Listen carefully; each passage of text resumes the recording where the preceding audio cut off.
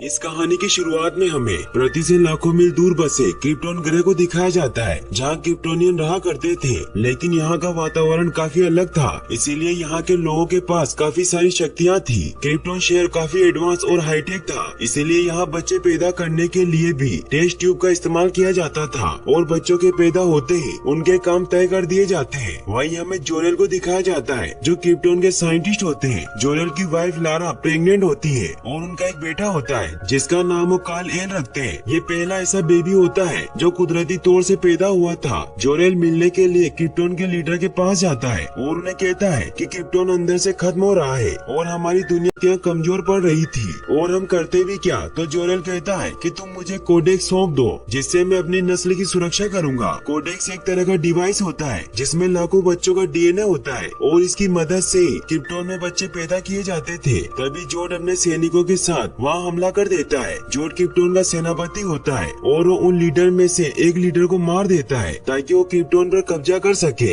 जोरेल उससे कहता है कि तुम ये क्या कर रहे हो, तो वो कहता है कि ये पागल हो गए हैं जिन्होंने क्रिप्टोन को बर्बाद कर दिया। और फिर वो जोरेल को कहता है कि हम मिलकर अपनी नस्ल की हिफाजत करेंगे और एक साथ उन सारी कमजोर नस्लों को मिटा देंगे जिनकी वजह से हमारा ये हाल हुआ है। तो जोरेल उसे कहता है कि तुम एक अच्छे इंसान थे, लेकिन अब जो तुम कर रहे हो वो सही नहीं कर रहे हो, इसीलिए मैं तुम्हारा साथ नहीं दे सकता। तो जोड अपने सैनिकों को जोरेल को जेल में बंद करने की ऑर्डर देता है। वो उसे कैद करने के लिए लेकर जाने लगते हैं, लेकिन तभी जोरेल उन पर हमला करके उन्हें मार देता है। फिर वो अपने ड्रैगन को वहाँ बुलाता है जिसका नाम हराका होता है। वो उस पर बैठकर प्रजनन कक्ष की तरफ निकलता है क्योंकि वही कोडेक्स होता है। वो वहाँ पहुँचकर प्रजनन कक्ष के बीचों बीच जाकर उस कोडेक्स को हासिल कर लेता है, लेकिन तभी वहाँ अलार्म बजने लग जाता है क्योंकि कोडेक्स को चुराना एक संगीन जुर्म होता है और वो फटाफट वहाँ से निकल जाता है। लेकिन तभी वहाँ जोड के रोबोट आ जाते हैं और उसे कहते हैं कि जनरल जोड का हुक्म है कि तुम कोडेक्स हमारे हवाले कर दो। लेकिन जोरेल वहाँ से कूद जाता है और हराका उसे बचाकर वहाँ से निकल जाता है। वो सभी रोबोट से बचता हुआ अपने घर पर पहुँचता है, जहाँ वो लारा से पूछता है कि क्या तुमने वो घर ढूंढ लिया जहाँ हम अपने बेटे को भेजने वाले हैं। तो वो कहती है कि हाँ, मैंने वो ढूंढ लिया और वो ग्रह अर्थ होता है। लारा उसे कहती है कि अगर ये यान वहाँ नहीं पहुँचा तो ये अकेला ही मर जाएगा, इसीलिए मैं इसे खुद से अलग नहीं कर सकती। तो जोरेल उसे समझाता है कि क्रिप्टोन का अंत नजदीक है और यही हमारी आखिरी उम्मीद है और हमारा बेटा वहाँ सुरक्षित रहेगा। तो लारा भी मान जाती है। जोरेल अपने बेटे को उस मशीन में रख देता है और वो उस कोडेक्स को अपने बेटे के डीएनए में डाल देता है ताकि जोड उस कोडेक्स को कभी भी हासिल न कर सके। फिर वो उस शिप में एक की एंटर करता है जिससे वो बेबी एक स्पेसशिप में लॉन्चिंग के लिए तैयार होने लग जाता है। लेकिन तब तक वहाँ जोड अपने सैनिकों के साथ पहुँच जाता है। जोरेल भी उनसे मुकाबला करने के लिए तैयार होता है और जोड और जोरेल के बीच में फाइट स्टार्ट हो जाती है। जोरेल काफी ताकतवर होता है, इसीलिए उसे पकड़ लेता है। तभी लारा भी उस स्पेसशिप को लॉन्च कर देती है। यह देखकर जोड धोखे से जोरेल को मार देता है और फिर वो बाहर आकर अपने सैनिकों की मदद से उस शिप पर हमला करवाता है। लेकिन तभी वहाँ दूसरा स्पेसशिप आकर जोड के शिप को डिस्ट्रॉय कर देता है। वो यान क्रिप्टोन के उच्च अधिकारियों का होता है जो जोड और उसके सभी साथियों को पकड़ लेते हैं और उन्हें फैंटम जोन की कड़ी सजा सुनाई जाती है, जो क्रिप्टोन की सबसे खतरनाक सजा होती है, जिसमें उन्हें ताबूत में जमा कर स्पेस में सजा भुगतने के लिए छोड़ दिया जाता है। फिर हमें दिखाया जाता है कि क्रिप्टोन ग्रह का विनाश होना स्टार्ट हो जाता है और लारा इसे अपनी आंखों से देख रही होती है और देखते ही देखते क्रिप्टोन ग्रह पूरी तरीके से डिस्ट्रॉय हो जाता है। वहीं हमें काल का स्पेसशिप दिखाया जाता है जो धरती पर एक जगह लैंड कर जाता है। वहीं हमें पर्जियन का सीन दिखाया जाता है जहाँ काल एल यानी कि सुपरमैन एक शिप में नौकरी कर रहा होता है। तभी वहाँ उन्हें खबर मिलती है कि पास वाले डेक पर कुछ हादसा हुआ है, इसीलिए वहाँ हेलीकॉप्टर से मदद बुलवाते हैं, लेकिन आग लगने की वजह से वो उन्हें नहीं बचा पा रहे थे।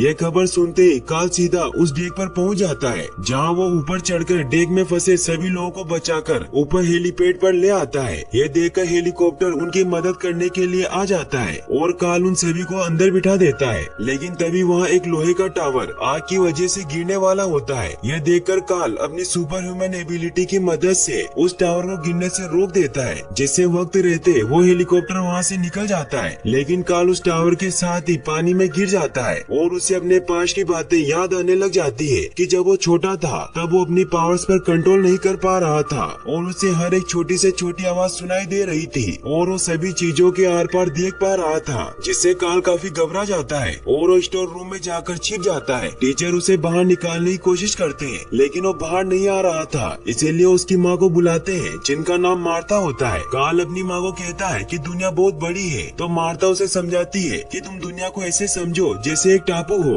और तुम सिर्फ मेरी आवाज पर फोकस करो, जिससे कार्ल अपनी पावर्स पर कंट्रोल कर पाता है। इन्हीं यादों की वजह से कार्ल की आँख खुल जाती है और वो वहाँ से किनारे पर आकर किसी आदमी के कपड़े चुरा लेता है और वो वहाँ से जा रहा होता है कि तभी उसे एक स्कूल बस दिखाई देती है और उसे फिर से अपने बचपन की यादें आने लग जाती है कि जब वो एक बार स्कूल जा रहा था तो उसकी बस का टायर ब्लास्ट होने की वजह से बैलेंस बिगड़ गया था, जिससे वो बस ब्रिज से नीचे गिर गई थी। सभी बच्चे पानी में डूब रहे थे। ये देखकर कार्ल उनकी मदद करने के लिए उस बस को उठाकर किनारे पर लेकर आ जाता है और फिर वो वापस पानी में जाकर पीट की भी जान बचाता है, जिससे सभी स्टूडेंट को पता चल जाता है कि उसके अंदर सुपर पावर है। और पीट की मदर अपने बेटे को लेकर कार्ल के घर पर पहुंचती है और वो कार्ल के मॉम डैड यानी कि मार्था और जॉनथन से कहती है कि आपके बेटे में सुपर पावर है। लेकिन जॉनथन और मार्था नहीं चाहते थे कि दुनिया को इसके बारे में पता चले, क्योंकि दुनिया उसे नहीं अपनाएगी। इसीलिए वो पीट की मॉम से कहती है कि आपके बेटे को जरूर कोई वहम हुआ होगा। जॉनथन कार्ल के पास जाता है। कार्ल अपने डैड से कहता है कि मैं तो सिर्फ उनकी मदद करना चाहता था। तो जॉनथन उसे कहते हैं कि मैंने तुम्हें कितना समझाया है कि तुम्हें अपनी शक्तियों को छिपाना होगा। तो कार्ल कहता है कि क्या मैं उन्हें मरने देता। तो उसके डैड कहते हैं कि सवाल हमारी या लोगों की जान का नहीं है, क्योंकि जब दुनिया को तुम्हारी शक्तियों का अंदाजा होगा तो सब कुछ बदल जाएगा। हमारा विश्वास हमारी नजर में है, इंसानियत के मायने सब कुछ बदल जाएंगे। और तुमने देखा ना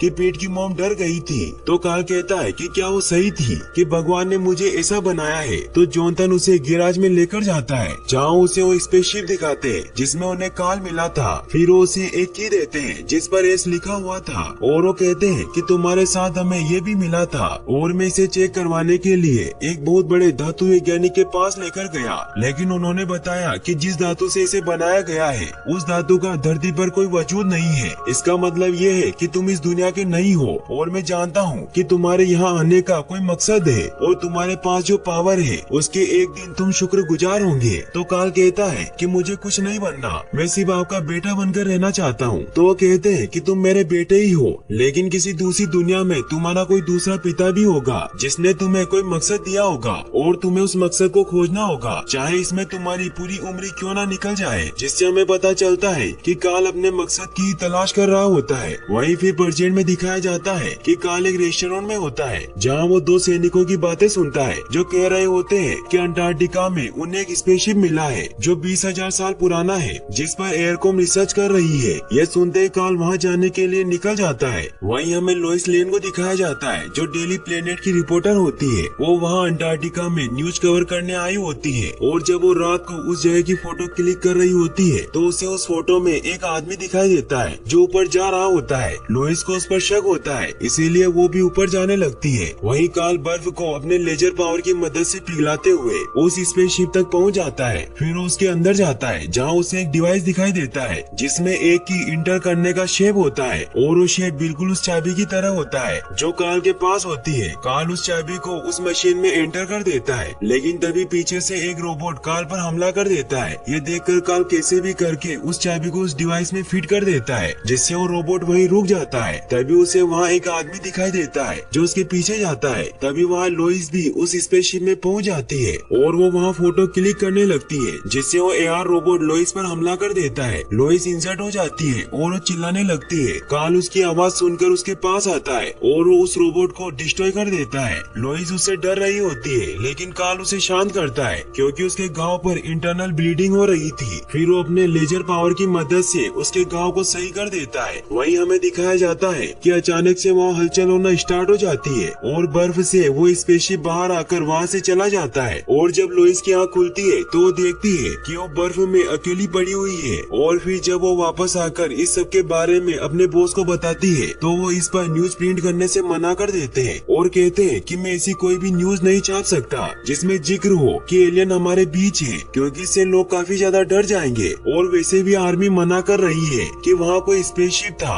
वहीं हमें वही स्पेसशिप दिखाया जाता है जो किसी अनजान जगह पर लैंड हो गया था और कार्ल भी उसी में होता है। तभी उसके सामने वहाँ जोएल की होलोग्राम इमेज आती है। कार्ल उनसे पूछता है कि आप कौन है। तो वो कहते हैं कि मैं तुम्हारे पिता की होलोग्राम इमेज हूँ। तो कार्ल उन्हें कहता है कि आपने मुझे यहाँ क्यों भेजा और मैं कहाँ से आया हूँ। तो जोएल उसे बताता है कि तुम क्रिप्टोन से आए हो, जहाँ का वातावरण गति से काफी खराब था। बहुत पहले हमने हजारों यान नए ठिकानों की खोज के लिए पूरे ब्रह्मांड में भेजे थे ताकि हम उन पर कब्जा कर सके, और ये यान भी उन हजारों में से एक था जो इस मुहिम पर निकला था। और हम ग्रहों पर कब्जा करके अपनी मशीनों की मदद से वहाँ के वातावरण को अपने अनुसार डाल लेते थे। इसी तरह हमारी सभ्यता सदियों तक फली फूली। हमने एक मुकाम हासिल किया, फिर हमने अपनी जरूरत के हिसाब से नस्ल बनानी शुरू की। कायनात ने नए ठिकाने ढूंढने पर रोक लगा दी, जिससे हमारे कुदरती भंडार खत्म होते गए। नतीजन हमारा ग्रह कमजोर होता रहा, और एक दिन हमारे सेनापति जनरल जोड ने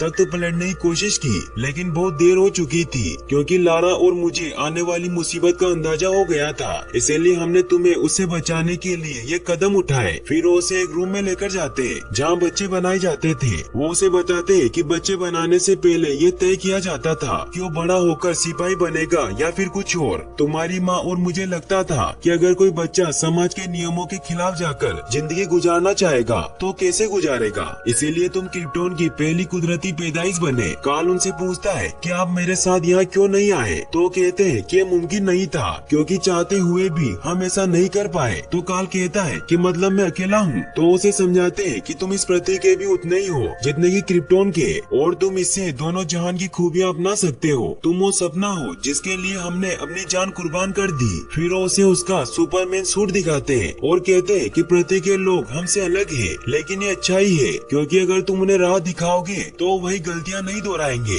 जो हमने की। और इस एलवश के निशान का मतलब है उम्मीद। फिर कार्ल उस सूट को पहन लेता है, लेकिन वो कहता है कि मुझ में इतनी पावर क्यों है। तो उसके डेड बताते हैं कि पृथ्वी का सूरज क्रिप्टोन के सूरज से ज्यादा रोशन है, जिसका तुम्हें फायदा हुआ है और तुम्हारे शरीर की शक्तियाँ मजबूत हुई है। फिर कार्ल अपनी शक्तियों को आजमाने लग जाता है, जिससे वो फ्लाई करने लग जाता है। वही हमें लोइस को दिखाया जाता है जो कार्ल को ढूंढ रही होती है ताकि वो दुनिया के सामने उसका सच ला सके। वो ढूंढती ढूंढती कार्ल के क्लासमेट पीट के पास पहुँचती है, जिससे उसे कार्ल के घर का पता मिल जाता है। और जब वो कार्ल के घर पर जाती है तो कार्ल भी वहीं होता है। वो कार्ल से पूछती है कि तुम कहाँ से आए हो और मैं तुम्हारे बारे में सब जानना चाहती हूँ। तो कार्ल उसे बताता है कि मेरे डैड को लगता था कि अगर दुनिया को मेरी असलियत पता चल गई तो वो डर के मारे मुझे नहीं अपनाएंगे। और फिर वो उसे अपने बचपन का इंसिडेंट बताता है जब वो अपने डैड और मॉम के साथ कहीं जा रहा था। तभी वो देखते हैं कि आगे एक टोर्नेडो आ रहा है। ये देखकर वो सभी पुल के नीचे छिपने के लिए जाने लगते हैं, लेकिन तभी उन्हें याद आता है कि उनका डॉग गाड़ी में छूट गया है। इसीलिए कार्ल उसे लेने के लिए जाने लगता है, लेकिन उसके डैड उसे जाने से मना कर देते हैं और वो खुद उसे लेने जाते हैं। जब वो जैसे ही डॉग को बाहर निकालते हैं तभी वहाँ एक गाड़ी उड़कर उनकी गाड़ी पर गिर जाती है, जिससे उनका पैर गाड़ी की डोर में फंस जाता है। ये देखकर कार्ल उनकी मदद करने जाने लगता है, लेकिन उसके डैड उसे अपनी पावर का इस्तेमाल करने से मना कर देते हैं और उस टोर्नेडो की चपेट में आकर मर जाते हैं। वहीं बर्जेट में कार्ल कहता है कि मैंने अपने डैड को खो दिया क्योंकि मैंने उनकी बात मानी, क्योंकि उन्हें यकीन था कि वो वक्त मेरे दुनिया के सामने आने के लिए सही नहीं था, क्योंकि ये दुनिया मेरे लिए तैयार नहीं थी। इससे लोइस भी समझ जाती है और इस आर्टिकल पर काम करना बंद कर देती है। वहीं कार्ल अपनी माँ के पास जाता है और उन्हें कहता है कि मैंने अपने माता पिता को ढूंढ लिया और अब मैं जान गया हूँ कि मैं कौन हूँ और कहाँ से आया हूँ। मार्था भी इससे काफी खुश होती है, लेकिन साथ ही उसे इस बात का भी गम होता है कि वो उससे दूर चला जाएगा। तो कार्ल अपनी माँ से वादा करता है कि मैं आपको छोड़कर कहीं नहीं जाऊंगा। वही न्यूज में दिखाया जा रहा होता है कि एक यूएफओ धरती पर आ रहा है। सभी लोग इस न्यूज को देख रहे होते हैं। वहीं कार्ल भी उस यूएफओ को पृथ्वी पर आते हुए देख रहा होता है। तभी अचानक पूरे शहर की लाइट चली जाती है और टीवी और मोबाइल में अचानक जोड का एक मैसेज शो होने लग जाता है, जिसमें जोड सभी को कहता है कि मेरी दुनिया ब्रह्मांड के दूसरे छोर पर है और मैं तुम्हारी दुनिया पर बहुत मुश्किल से पहुंचा हूँ और एक अरसे से हमारी दुनिया का आदमी तुम्हारी दुनिया में है। इसीलिए मेरी तुमसे दरख्वास्त है कि उस शख्स को मेरे हवाले कर दिया जाए। और फिर वो कार्ल को एक मैसेज देता है कि 24 घंटे के अंदर खुद को मेरे हवाले कर दो, वरना पृथ्वी की तबाही के जिम्मेदार तुम होगे। लोइस भी इस मैसेज को सुन रही होती है। वहीं अगले दिन लोइस का बॉस उसे बताता है कि तुम कार्ल के आर्टिकल पर काम कर रही थी, इसीलिए एफबीआई तुम्हें ढूंढ रही है क्योंकि उन्हें लगता है कि तुम गद्दार हो। यह सुनकर लोइस अपने घर से भागने लग जाती है, लेकिन एफबीआई उसे पकड़ लेती है। वहीं हमें कार्ल को दिखाया जाता है जो जनरल के पास जाता है और उसे कहता है कि मैं सरेंडर करने के लिए तैयार हूँ, लेकिन मेरी एक शर्त है कि मुझे लोइस लेन से बात करनी है। तो जनरल उसकी शर्त मान लेता है और फिर उसे हथकड़ी पहनाकर लोइस से मिलवाता है। लोइस उससे कहती है कि तुम जोड के आगे घुटने क्यों टेक रहे हो। तो कार्ल कहता है कि मैं इंसानियत को बचाने के लिए ये सब कर रहा हूँ। तभी वहाँ पर जनरल भी आ जाता है जो कार्ल को कहता है कि अगर आपने मिस लेन को अपनी असली पहचान बता दी है तो क्यों ना हमें भी बता दो। तो कार्ल अपनी हथकड़ियाँ तोड़ देता है और उन्हें कहता है कि आप मुझसे डरते हैं क्योंकि आप मुझे काबू नहीं कर सकते, लेकिन इसका मतलब ये नहीं कि मैं आपका दुश्मन हूँ। तो जनरल कहता है तो फिर क्या जोड हमारा दुश्मन है। तो कार्ल कहता है कि ऐसा हो भी सकता है। तो जनरल कहता है कि चाहे जो भी हो मुझे ऑर्डर्स मिले कि मैं तुम्हें उसके हवाले कर दूं। तो कार्ल कहता है कि आप अपना फर्ज निभाइए। फिर हमें दिखाया जाता है कि जोड का शिप कार्ल को लेने के लिए आ जाता है। उस शिप में से कमांडर फ्यूरा बाहर आती है। वो कार्ल से कहती है कि मैं तुम्हें लेने आई हूँ। फिर वो जनरल के पास जाती है और उसे कहती है कि जनरल जोड चाहते हैं कि लोइस हमारे साथ चले। तो वो मना कर देते हैं कि हमारी सिर्फ एलियन की बात हुई थी, आपने हमसे कोई इंसान नहीं मांगा था।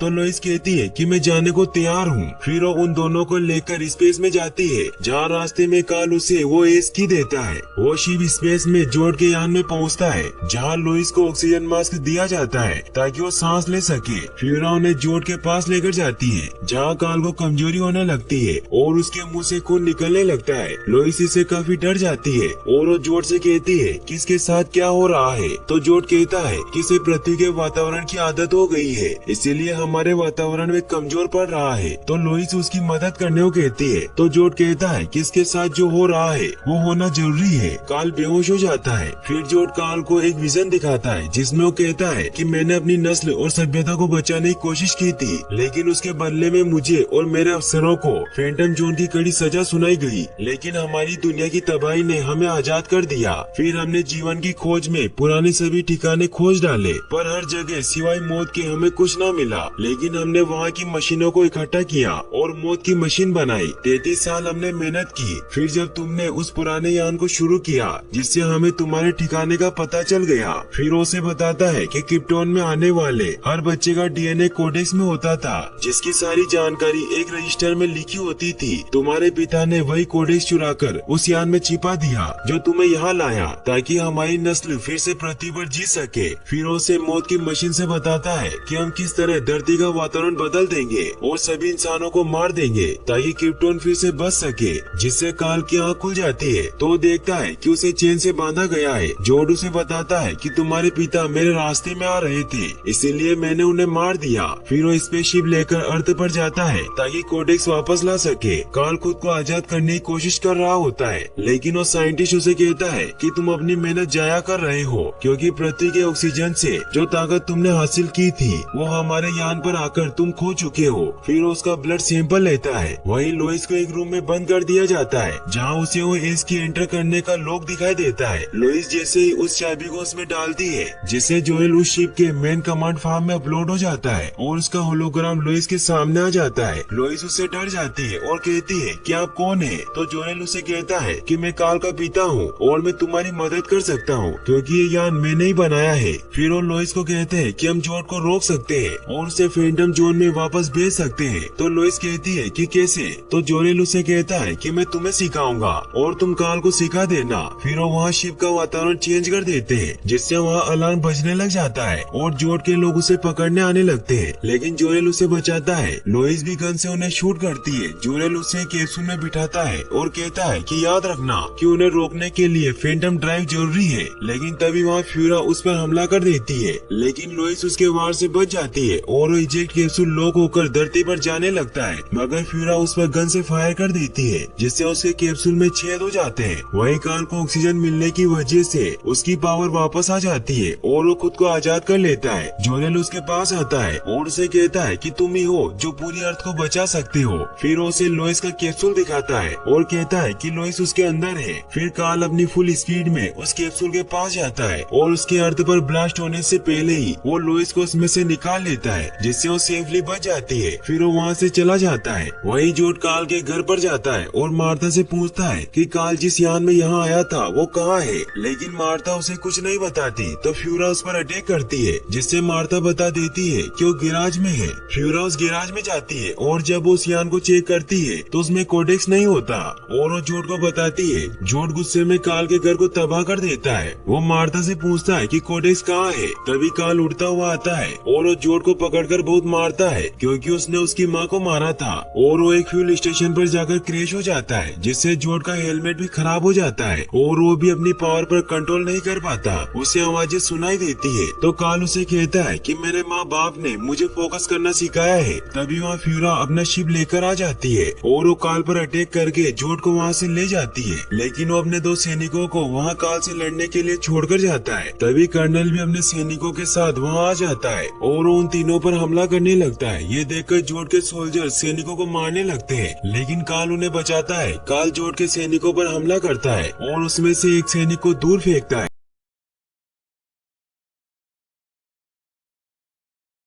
को दूर फेंकता है। वहीं फ्यूरा कर्नल को मारने लगती है, लेकिन तभी काल उसे बचा लेता है, जिससे फ्यूरा का हेलमेट भी क्रैक हो जाता है और उसे कहती है कि तुम इसे रोक नहीं सकते, तुम एक को बचाओगे और लाखों मरेंगे। तभी वहाँ फ्यूरा का साथी काल पर ट्रेन से हमला करता है, जिससे वो दूर चला जाता है और फ्यूरा का शिप वहाँ आकर उन दोनों को बचाकर वहाँ से ले जाता है। वहीं जब सैनिक काल के पास जाते हैं तो सही सलामत होता है और अब कर्नल को भी विश्वास हो जाता है कि काल हमारा दुश्मन नहीं है। काल अपने घर पर जाता है जहाँ वो अपनी माँ को कहता है कि जोड ने कहा है कि जो कोडेक्स को ढूंढ रहा है उससे मेरी नस्ल फिर से पैदा हो सकती है, लेकिन वो इस प्रति को किसी के साथ बांटना नहीं चाहता। तभी लोइस भी वहाँ आ जाती है और वो काल को कहती है कि मैं जानती हूँ कि इसे कैसे रोक सकते हैं। वही जोड को साइंटिस्ट बताता है कि मैंने कोडेक्स ढूंढ लिया है और वो कहीं नहीं बल्कि काल के अंदर है, क्योंकि जोरेल ने वो कोडेक्स चुराया जिसमें करोड़ों लोगों का डीएनए था और उसे अपने बेटे के डीएनए में मिला दिया। तो जोड उसे कहता है कि क्या डीएनए निकालने के लिए काल का जिंदा होना जरूरी है? तो कहता है कि नहीं। तो जोड मौत की मशीन अर्थ पर भेजने की तैयारी करने को कहता है ताकि अर्थ का वातावरण क्रिप्टोन की तरह किया जा सके, जिससे इंसान मर जाएंगे। जोड के यान के 2 टुकड़े हो जाते हैं, जिसमें से एक टुकड़ा शहर में आ जाता है और दूसरा टुकड़ा हिंद महासागर में कहीं जाकर गिरता है। फिर जोड फैंटम ड्राइव को ऑन कर देता है, जिससे वो दोनों मशीनें एक्टिवेट हो जाती है और वो अर्थ के मास पर असर करना शुरू कर देती है, जिससे हर तरफ तबाही मचने लग जाती है। सभी लोग इधर उधर भागने लगते हैं। कर्नल भी ये सब देख रहा होता है। साइंटिस्ट उसे बताता है कि ये टेरोफॉर्मिंग कर रहे हैं, जो कि एक ऐसी तकनीक होती है जिससे वो धरती का वातावरण बदल देंगे और इसे क्रिप्टोन बना देंगे, जिससे यहाँ कोई भी इंसान जिंदा नहीं रहेगा। वहीं एक फौजी उन्हें बताता है कि मेरी कर्नल हार्डी से बात हुई है जो रास्ते में है और सुपरमैन भी उन्हीं के साथ है। वहीं फिर हमें दिखाया जाता है कि लोइस जनरल को बताती है कि यह वही यान है जिसमें काल आया था। फिर काल उन्हें बताता है कि इस यान में फैंटम ड्राइव नाम की एक चीज है जो अंतरिक्ष को भेज सकती है और जोड का यान भी इसी तकनीक से बना है। इसीलिए अगर हम किसी तरह दोनों ड्राइव्स को एक दूसरे से टकरा दे तो ब्लैक होल पैदा किया जा सकता है, जिससे वो सभी ब्लैक होल में चले जाएंगे। फिर उन्हें प्लान बताता है कि आप इस यान से उस मशीन पर हमला करना और मैं हिंद महासागर में जाकर उस मशीन को रोकता हूँ। जनरल भी उसकी बात मान लेता है। लोइस काल को कहती है कि अगर यहाँ का वातावरण क्रिप्टोन की तरह हो रहा है तो तुम्हारी शक्तियाँ भी कमजोर पड़ जाएगी। तो काल कहता है कि मुझे किसी भी तरह इन करोड़ों लोगों की जान बचानी होगी। फिर काल हिंद महासागर की तरफ निकल जाता है। वहीं जनरल भी उस प्लेन को लेकर सिटी की तरफ निकल जाता है। वहीं हमें जोड को दिखाया जाता है जो उस यान में जाता है जिसमें प्रजनन कक्ष था और वो उस स्पेसशिप को लेकर वहाँ से निकल जाता है। वहीं सुपरमैन भी उस मशीन के पास पहुँच जाता है, लेकिन वो मशीन उस पर हमला करने लगती है। जनरल भी उस सिटी में उस मशीन पर जेट से हमला करवाता है, लेकिन गुरुत्वाकर्षण की वजह से वो सारे बम नीचे की तरफ चले जाते हैं और वो जेट भी नीचे जाकर क्रैश होने लगते हैं। वहीं सुपरमैन भी बहुत कोशिश करने के बाद उस मशीन से जीत नहीं पा रहा था, लेकिन फिर वो अपनी पूरी पावर को कंसंट्रेट करके उस मशीन पर वार करता है, जिससे वो मशीन डिस्ट्रॉय हो जाती है और वो पूरी प्रोसेस बंद हो जाती है। ये देखकर कर्नल और लोइस भी समझ जाते हैं कि सुपरमैन ने अपना काम कर दिया है, इसीलिए वो भी उस यान को उस मशीन पर गिराने के लिए जाने लगते हैं। लोइस उस एस्की को उस यूएफओ में डाल देती है, लेकिन वो पूरी तरीके से उसमें फिट नहीं होती, जिससे उन सबको कुछ समझ नहीं आता। वही जोड भी वहाँ पहुँच जाता है और वो उस प्लेन पर हमला करने लगता है, लेकिन तभी सुपरमैन वहाँ पहुँच जाता है और वो सीधा ही उस यान में पहुँच जाता है। फिर वो लेजर की मदद से उस पूरे शिप को कट कर देता है, जिससे वो शिप नीचे गिर जाता है और उस शिप में मौजूद प्रजनन कक्ष भी तबाह हो जाता है। वही फ्यूरा उस प्लेन में पहुँच जाती है और वो उन पर हमला करने लगती है, लेकिन तभी वो साइंटिस्ट उस केकोस में एंटर कर देता है, जिससे वो फैंटम ड्राइव एक्टिवेट हो जाता है। फ्यूरा कर्नल को मारने लगती है, लेकिन लेकिन तभी कर्नल उस प्लेन को शिप से ब्लास्ट कर देता है, जिससे वो सभी फैंटम जोन में पहुंच जाते हैं और लोइस भी उसमें जाने लगती है। लेकिन तभी सुपरमैन वहां आकर उसे बचा लेता है। सब ये देखकर बहुत खुश होते हैं। लोइस और कार्ल भी एक दूसरे को किस करते हैं। फिर कार्ल जोड के पास जाता है। जोड उसे कहता है कि हम इस मिट्टी पर नया क्रिप्टोन बसा सकते थे, लेकिन तुमने हमारे बजाय इंसानों का साथ दिया, इसीलिए मैं सभी इंसानों को खत्म कर दूंगा। फिर वो कार्ल पर अटैक करता है। उन दोनों के बीच फाइट होने लग जाती है। दोनों एक दूसरे को बहुत मारते हैं। जोड कार्ल को स्पेस में लेकर जाता है और उसे बहुत मारता है और वो दोनों एक म्यूजियम में जाकर गिरते हैं, जहाँ दूसरे लोग भी होते हैं। कार्ल जोड को पकड़ लेता है, लेकिन जोड लेजर से लोगों को मारने लगता है। ये देखकर कार्ल को न चाहते हुए भी जोड को जान से मारना पड़ता है और उसकी गर्दन तोड़ देता है। वहीं फिर हमें दिखाया जाता है कि कार्ल अब डेली प्लेनेट न्यूज कंपनी में नौकरी करने लग जाता है, ताकि उसे सारी दुनिया की न्यूज मिलती रहे। और जब वो किसी मिशन पर जाए तो उससे कोई सवाल न पूछे। और यहीं पर फिल्मी कहानी एंड हो